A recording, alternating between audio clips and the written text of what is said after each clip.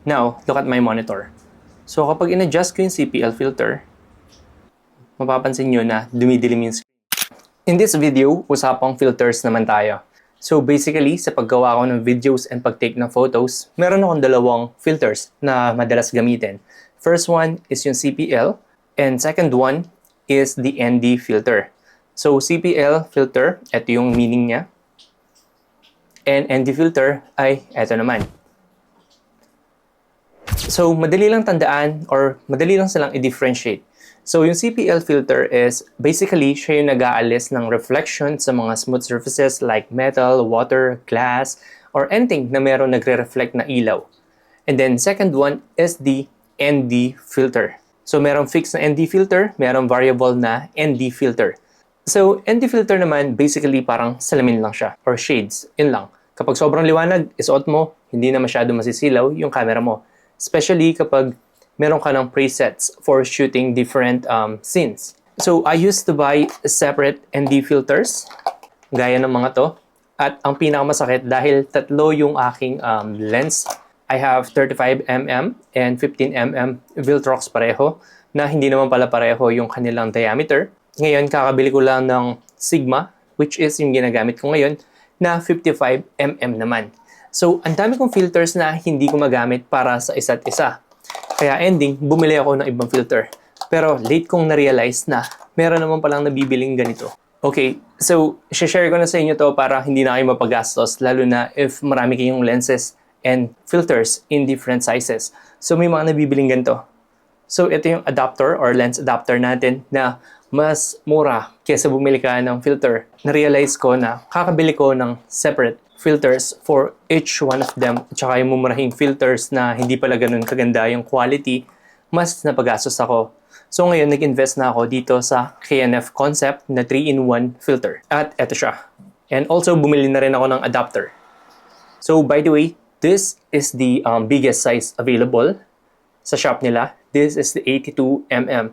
So meron na tong ND filter na variable. And meron na rin siyang CPL filter. Meron na rin siyang black mist filter na nakakapagpa-soften ng ating balat at nakakapagdagdag ng pagka-cinematic ng ating mga footages. So dahil ang main lens na ginagamit ko ngayon is ang Sigma 18-50mm, so bumili na ako ng filter and also adapter na 82-58mm because for some reason sa lahat ng shops na nabilhan ko, walang 82-55. So buti na lang, meron akong other ring na 58-55mm as well.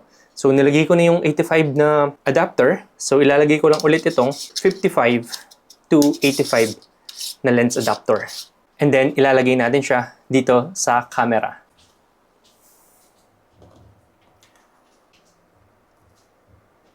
Okay, so now, ito na yung ating filter. So, twinik ko yung ISO ko from 100 to 320 kasi by adding a filter, syempre, medyo didilim yan. So, ngayon, ipakita natin kung ano nga bang silbi ng gantong klaseng filter. So, right now, ito yung pinaka-open dun sa ND filter. So, parang wala lang siya. And then, if we're going to twist the knob of the lens, ayan, unti-unti siyang lalabas.